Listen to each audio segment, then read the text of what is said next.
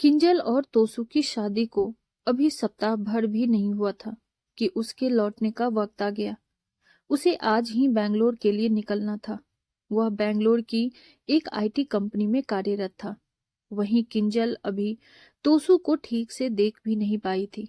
देखती भी तो कैसे, पूरा घर नाते रिश्तेदारों से जो भरा हुआ था। हर दिन कोई न कोई रस्म अब भी जारी थी, जो समाप्त होने का नाम ही नहीं ले रही थी। इधर इतनी भीड़ भाड़ और शोर शराबे के बीच भला किंजल कैसे तोसू से अपने मन की बात कह पाती? कैसे कहती कि मुझे यहाँ छोड़कर मत जाओ, या मैं भी तुम्हारे संग चलूंगी। उधर तोसू भी सारा दिन दोस्त यारों में घिरा रहता। रात को कमरे में आता भी तो किंजल उसके गंभीर स्वभाव और संकोच बस कुछ कह नहीं पाती। वह तोसू से पूछना चाहती थी उसने ज्यादा दिनों की छुट्टी क्यों नहीं ली, लेकिन पूछ न सकी। वैसे तो तोसू और किंजल का मधुर मिलन हो चुका था, लेकिन अब भी दोनों के बीच एक लंबा फासला था, जो किंजल के लिए अकेले तय कर पाना संभव नहीं था। हमारे यहाँ की अरेंज मैरिज में यह सबसे बड़ी खासियत है या विडंबना मालूम नहीं। दिल मिले ना मिले, लेकिन शरीर जरूर मिल जाते हैं।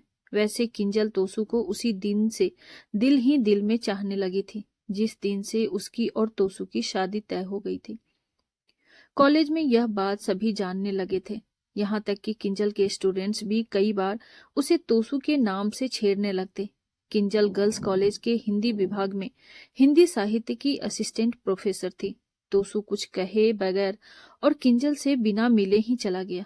इतने भरे पूरे और चहल पहल वाले घर में भी किंजल स्वयं को अकेला महसूस करने लगी। वो तोसू के फोन का इंतजार करती रही। तोसू का फोन भी आया, परंतु बाबूजी के मोबाइल पर। सबने उससे बात की, बस किंजल रह गई। सासू माँ ने केवल इतना बताया कि तोसू कुशलतापूर्वक बैंगलोर पहुंच गया है। यह सुनकर किंजल चुप रही। दिन बीतते गए। किंजल यहाँ बिजनौर उत्तर प्रदेश में और तोसू वहां बैंगलोर में। दोनों अपने अपने काम में व्यस्त रहने लगे, लेकिन किंजल को हर दम तोसू से उसकी यह दूरी खलने लगी। वह उससे मिलने और बातें करने को बेताब रहती, किंतु किंजल के मोबाइल पर तोसू कभी फोन ही नहीं करता। जब भी वह फोन करता, बाबूजी या सासू माँ को ही करता। यदा कदा सासू माँ किंजल को फोन थमा देती, लेकिन सबके सामने किंजल कुछ कह नहीं पाती।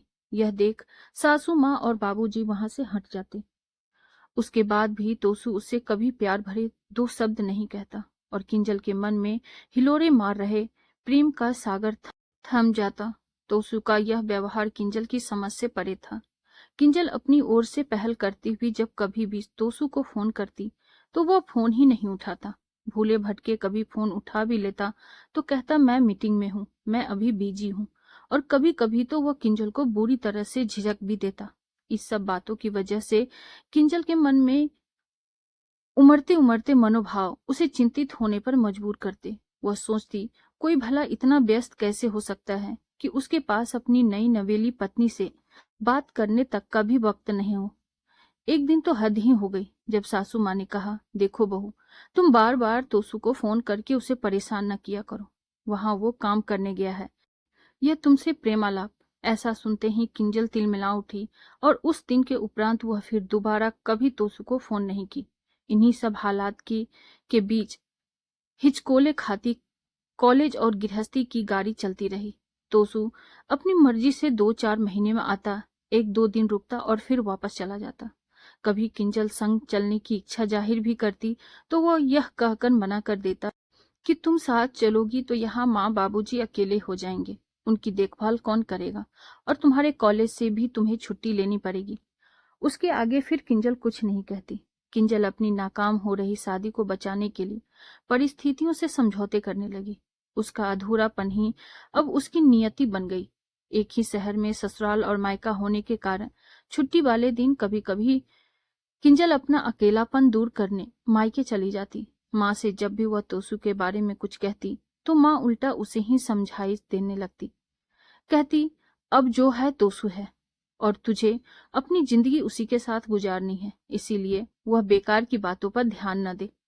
पूजा पाठ करे, व्रत करे, भगवान में ध्यान लगाए, इसी में उसकी भलाई और दोनों परिवारों का मान है।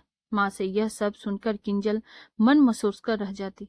शादी के 2 साल बाद किंजल की गोद हरी हो गई और उसने सृजन को जन्म दिया, जिसने किंजल की जिंदगी खालीपन को नई उमंगों से भर दिया।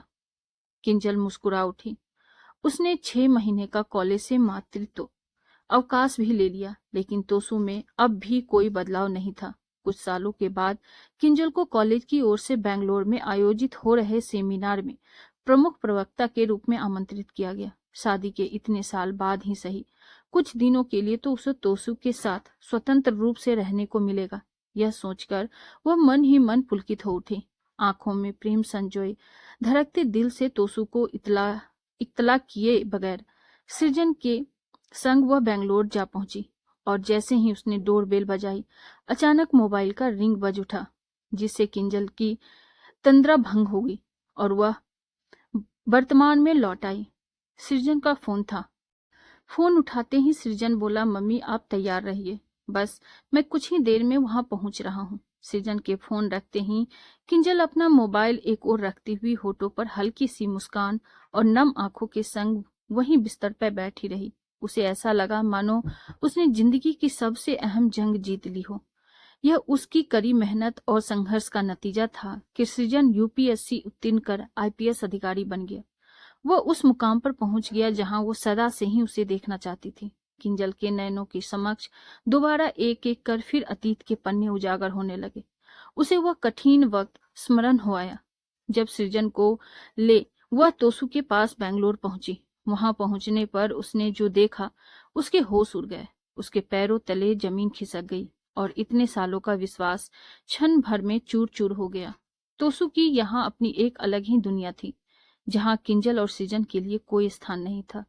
किंजल बोझिल मन से सेमिनार अटेंड कर बिजनौर लौट आई, लेकिन वह ससुराल न जा अपने मायके आ गई। वह जिंदगी के उस दोराहे पर खड़ी थी जहां एक ओर उस पर उसका आत्मसम्मान था और दूसरी ओर पूरे समाज के बनाए झूठे खोखले आदर्श, जिसे किंजल के अपने ही लोग मान सम्मान का जामा पहनाए उसे स्त्री धर्म और मां के कर्तव्य का पाठ पढ़ा रहे थे। विषम परिस्थिति में सबने उसका साथ छोड़ दिया, यहाँ तक कि उसके अपने जिनसे उसका खून का रिश्ता था उन लोगों ने भी उससे मुंह मोड़ लिया।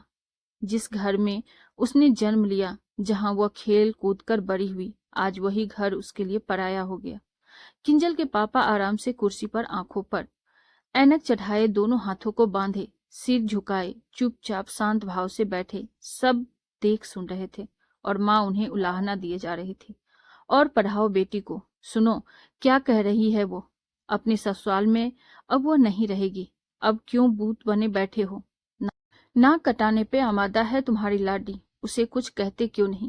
पूरा घर किंजल को यह समझाने में लगा हुआ था कि परिवार को सहेजना और बनाए रखना हर नारी का परम धर्म है। स्त्री की पहचान और उसके बच्चे का उज्जवल भविष्य पति के संग हर परिस्थिति में समझौता करने में है। उसी नारी की मान और पूछ होती है जो अपने घर की दहलीज मृत्यु के उपरांत लांघती है। परंतु किंजल ने तो जैसे हट ही पकड़ ली थी कि वह अब ससुराल में किसी भी हाल में नहीं रहेगी। किंजल की सासू माँ अपने भौहें मटराती और हाथ नचाती हुई बोली, औरत जात को इतना घमंड शोभा नहीं देता, और कौन सा तोसू ने उस औरत के संग ब्याह रचा लिया है, साथ ही तो रह रहा है ना, तो क्या हुआ, मर्द ऐसा करते हैं, यहाँ तुझे किस बात की कमी है, तुम यहाँ हमारे साथ रहो, किसी को कुछ पता नहीं चलेगा और समाज में भी मान प्रतिष्ठा बनी रहेगी। तोसू को अपने किए पर जरा भी अफसोस नहीं था। वह पिता के रूप में सृजन का सारा खर्च उठाने को तैयार था, लेकिन वह अभी भी यही चाहता था कि किंजल पहले की तरह उसके घर में उसके माता पिता के साथ रहे, उनकी सेवा करे, जिससे समाज में उनका मान बना रहे। लेकिन इस बार किंजल यह ठान चुकी थी कि वह किसी की नहीं सुनेगी, केवल अपने मन का ही करेगी। किंजल न ससुराल लौटी न ही अपने मायके में रही, उसने अकेले ही सृजन की परवरिश की। किंजल पूर्ण रूप से अतीत में डूब चुकी थी। तभी डोरबेल बजी। किंजल के दरवाजा खोलते ही सृजन किंजल से लिपटते हुए बोला, डियर मम्मा ये क्या है, आप अभी तक तैयार नहीं हुई, हमें बस थोड़ी ही देर में निकलना है। किंजल मुस्कुराती हुई बोली, बस अभी तैयार होती हूँ आईपीएस साहब। सृजन की पोस्टिंग लखनऊ हो गई थी और वह चाहता था कि उसकी माँ किंजल उसके साथ ही रहे। तभी सृजन का मोबाइल बजा। फोन उसके पिता तोसू का था। सृजन के फोन रिसीव करते ही तोसू करुणा और याचना भरे शब्दों में कहने लगा, बेटा, अब मेरी सेहत ठीक नहीं रहती है। मैं अक्सर बीमार रहने लगा हूँ और अब बहुत अकेला भी हो गया हूँ। तुम मुझे अपने साथ ले चलो। सृजन बोला, पापा आप चिंता न करें, आपकी दवाओं का सारा खर्च मैं उठा लूंगा, आपकी देखभाल के लिए पूरी व्यवस्था कर दूंगा। लेकिन अब आप हमारी दुनिया का हिस्सा नहीं बन सकते, आप हमारे साथ नहीं रह सकते। कहते हुए सृजन ने फोन किंजल को थमा दिया। किंजल के फोन पर आते ही तोसू बोला, किंजल, अब भी हम पति पत्नी हैं, हमारे बीच तलाक नहीं हुआ है। तोसू के ऐसा कहने पर किंजल लंबी सांस लेते हुए बोली, कानूनी तौर पर भले ही हमारा रिश्ता टूटा नहीं है, हम अब भी पति पत्नी हैं, किंतु मानसिक रूप से तो यह रिश्ता कब का टूट चुका है। मैं तो काफी पहले ही इस रिश्ते को तिलांजलि और तुम्हारा परित्याग कर चुकी हूँ। अब इसे जोड़ पाना मेरे लिए मुमकिन नहीं। तोसू ने बोला, किंजल प्लीज ऐसा मत करो, मैं तुम्हारा सुहाग हूँ। किंजल ने अपने बेटे सृजन को जरा तेज आवाज में बोलते हुए कहा, बेटा जरा देख तो यह किस पागल का फोन आ गया है, कैसी बहकी बहकी बातें कर रहा है, सुहाग और रिश्ते की बातें कर रहा है। जरा किसी से बात करके पागल खाने में इसके लिए एक सीट तो बुक करवा देना। कहकर किंजल फोन रख दी। आज किंजल के दिल को बहुत सुकून मिल रहा था। बस अफसोस इस बात का था कि यह दृश्य देखने के लिए उसके माँ बाप और सास ससुर अब इस दुनिया में नहीं थे, नहीं तो उसे और भी ज्यादा सुकून मिलता। आपको हमारी ये कहानी कैसी लगी कमेंट बॉक्स में जरूर बताइए, और ऐसी ही ढेरों सारी कहानियों के लिए वीडियो को लाइक, शेयर और चैनल पे नए हैं तो सब्सक्राइब करना ना भूलें। Thank you.